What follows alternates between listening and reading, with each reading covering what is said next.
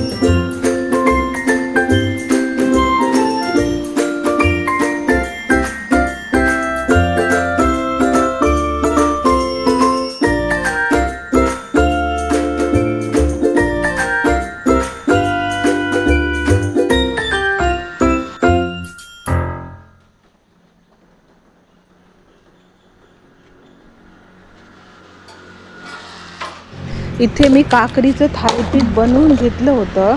तर काय झालं मी सगळं मिश्रण काकडी माझ्याकडे मिक्स भाकरीचं पीठ आहे ते मिक्स भाकरीचं पीठ काकडी किसून त्यात बेसन आलं लसूण पेस्ट जराशी कोथिंबीर आणि मालवणी मसाला घालून पीठ मळून घेतलं आणि व्हिडिओ चालूच करायला विसरली. त्यामुळे काय झालं हा मिश्रणाचा व्हिडिओ मी शूट करू शकले नाही. पण त्यात काय काय घातलं ते मी तुम्हाला सांगते. मालवणी भाकरीचं पीठ मालवणी म्हणजे मिश्र भाकरीचं पीठ माझा व्हिडिओ बघितला असेल तर माहिती असेल तुम्हाला कसं बनवते. त्यात धनेपूर जिरेपूर टाकलं बेसन टाकलं थोडं आलं लसूण पेस्ट आणि कोथिंबीर टाकली आणि काकडी घातली. मी नॉर्मल थालीपीठ कधी बनवत नाही काकडी किंवा दुधी भोपळा घालूनच थालीपीठ बनवते कारण अशी थालीपीठ लुसलुशीत होतात व अजिबात कडक होत नाही. अगदी लुसलुशीत होतात खमंग होतात. धनेपूर जिरेपूर आले लसूण पेस्ट असे मसाले घातले की त्यांना छान चव येते. तर अशा पद्धतीने मी आता थालीपीठ भाजून घेते. तर पातळ असा ओला फरका करून घेते मी भिजवून.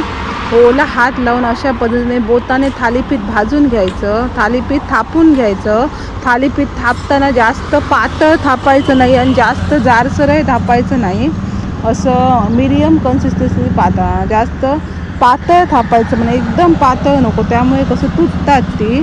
आणि जार असलं की कसं हे होतं, त्यामुळे मीडियम जेवढं तुटता कामाने आणि जारही होता कामाने अशा पद्धतीने थालीपीठ मी थापून घ्यायची, मध्ये होल मारायचे जेणेकरून तेल खाली जाईल व चिकटणार नाही थालीपीठ. हे बघा असं थालीपीठ तयार आहे. व अशी थालीपीठं मी भाजून घेते, अतिशय चविष्ट होतात. आणि तोपर्यंत हे थालीपीठ मी बारीक गॅसवर पहिलंवालं ठेवलं होतं.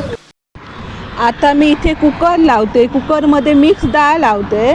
मिक्स डाळ जास्त करून बनवते मी. मिक्स डाळ अतिशय पौष्टिक असते आणि आमच्या घरात देखील खाल्ली जाते. आणि मी ज्या पद्धतीने बनवते अतिशय छान होते. तर एका कुकरच्या डब्यात मिक्स डाळ आणि वाटाण्याची उसळ बनवणार. सो हिरवे वाटाणे लावलेत आणि दोडक्याची भाजी मी चणा डाळ घालून बाहेरच फोडणीला देणार होते. तर असं मी जेवण बनवलं होते. तर कुकर लावून घेतला आहे मी आणि थालीपीठ आणि चटणी आधीच झाली होती, तर कुकर लावून घेतला आहे. तोपर्यंत एका बाजूला खोबऱ्याचे वाटण तयार करून घेते. तर तवा ठेवला आहे गरम करत मी. तवा गरम होईपर्यंत बारीक गॅसवर इथे मी कांदा, टोमॅटो आणि सुकं खोबरं पटकन भाजून घेते. एक बारीक चिरलेला कांदा, एक उभा कांदा भाजण्यासाठी, आलं लसूण एवढं काय मला चॉपिंग करायचं आहे ते करून घेते.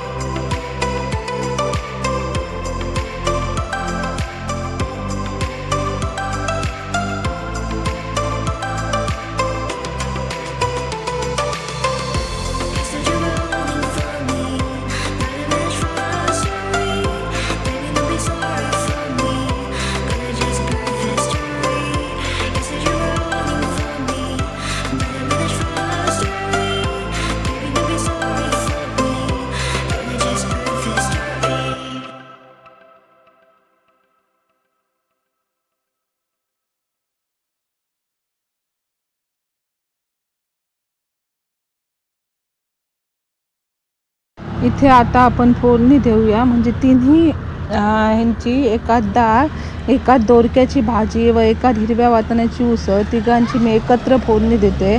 आता इथे पण हे मागच्या आठवड्यात व्हिडिओ शूट केले, त्यामुळे काय झालं तेव्हा मला माहीत नव्हते की टाईम लॅप्स मोडमध्ये आपला आवाज बोललेला जातो, त्यामुळे आता मी नॉर्मलच मोडमध्ये शूट करते. आता त्यामुळे व्हॉइस ओव्हर देते, त्यामुळे फोडणीचा आवाज येत नाही आहे व्हिडिओत. Sorry for that. एकात कांदा टोमॅटो घातला आहे, सगळ्यात कांदा टोमॅटो घातला आहे, पण व्यवस्थित लालसर होईपर्यंत परतून घेते. आता लसूण सोलून घेते. आधीच मी लसूण सोलून ठेवत नाही, कारण लसूण कधी आधीच सोलून ठेवायची नसते, बॅक्टेरिया जमा होतात त्यामुळे. आणि लसूण घालणार आहे मी डाळमध्ये, मिक्स डाळमध्ये. आणि सगळ्यात मालवणी मसाला घातला आहे. एकात घातले हिरव्या वाटाण्याची उसळ, एकात त्या कढईत मिक्स डाळ. आणि ही त्रिफलीची कढई आहे, त्यात मी दोडक्याची भाजी फोडणीला देते. तर दोडक्याच्या भाजीसाठी मी चणा डाळ भिजत घातली होती. नव्हतेच, गाडी पडेल बाळा. दोडक्याच्या भाजीसाठी मी चणा डाळ भिजत घातली होती. तर एका बाजूला मी एक्स्ट्रा जे लागेल ते घालून घेतलं. आता उकळी येऊ देते, तोपर्यंत त्रिफलीची कढाई आहे, त्याच्यात चणा डाळ मसाला वगैरे घालून परतून घेतलं आहे. त्याच्यात म्हटलं दोडक्याची भाजी करूयात. त्याच्यात आता मी दोडकं घालणार. चणा डाळ म्हटलं शिजू देत थोडा वेळ.